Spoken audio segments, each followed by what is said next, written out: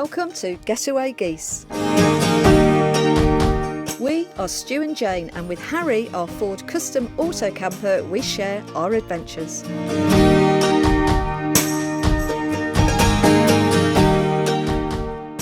Welcome back to the channel. This is the third Q&A. These are just short format videos where we answer a couple of questions that you've posed.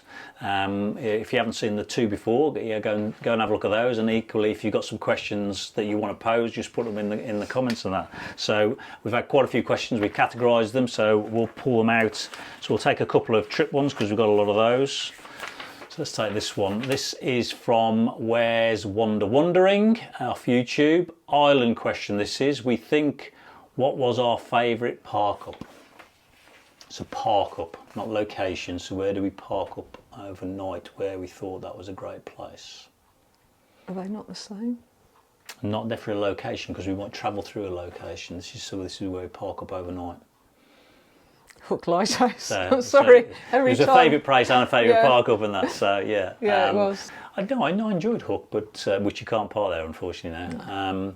But let me have a think. There's something very spiritual about Hook Lighthouse. I don't know what it is, but it's. Yeah. It's a really I'll tell you the one I also liked was Zetland Pier.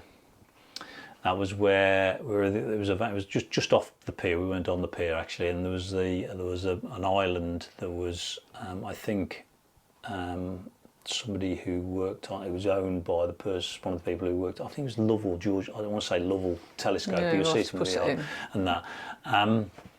We woke up in the evening and looked. Unfortunately, we did. I don't know why we did. We looked out the van windows and it was a clear sky and the moon was out, and we got a fantastic picture of just this moon overlooking the island. It was just one of those magical moments on a park up. So when you talk about park ups, so sometimes park ups are great because when you get there it's a great place.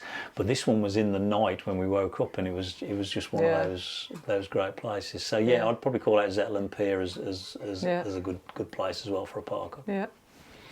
Okay, so take another a trip one. This is from Lee Side off YouTube. What was your favourite peninsula in Ireland?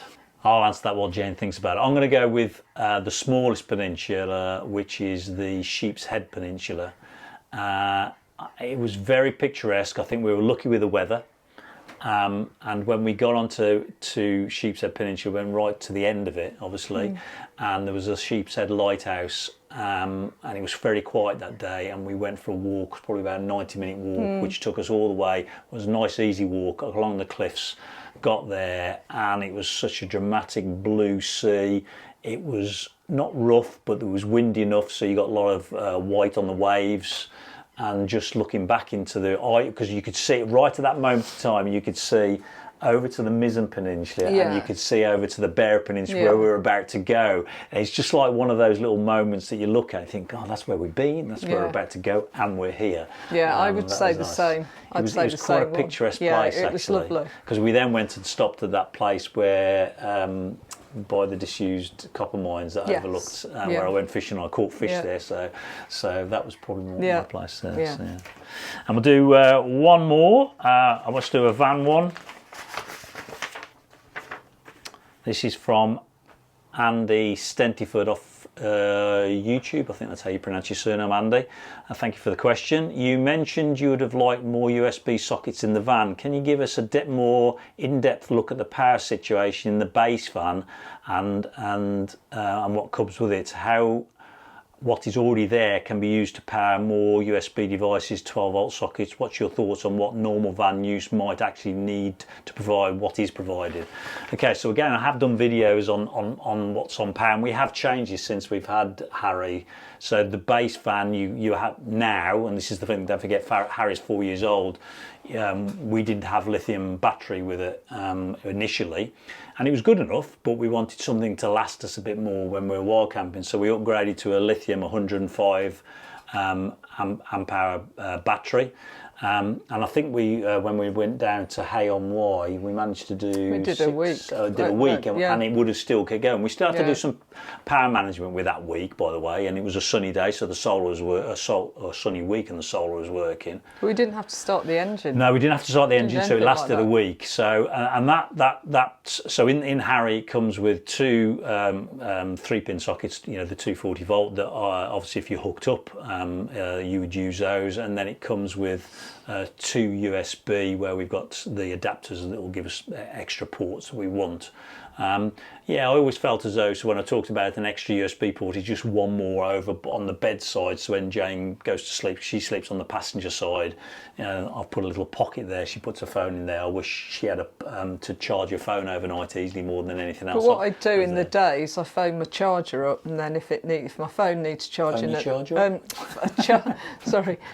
my battery up, and then I put that next to my bed if I need it. But I don't. It's not a biggie. So that powers the fridge, and we've got 120 watt solar on top of the roof that's obviously trickle charging the battery, and we've also got, which was one of the best things, we've got the DC to DC charger that powers from the engine that's charging the lithium as we're driving. So our main mode of operation is drive, maybe stop 1 or 2 nights.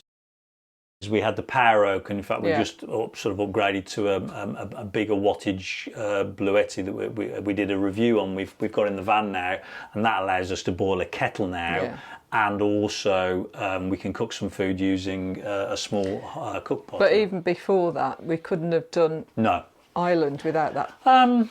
It would have been more, I think it would be more challenging, mainly because don't forget we film as well, so therefore I need my laptop, and we've got a lot of cameras charging and drone and etc. So we have a slightly different requirement if you weren't doing a YouTube channel. So I think you probably could, you'd have to do a lot of swapping around. Yeah, that's true. And we've got several battery banks that we use, but for us, you're right, we probably, for convenience, having a power pack with us has helped. It makes it easy. Let's put it this way, it makes it easy, because I think otherwise it would be a challenge.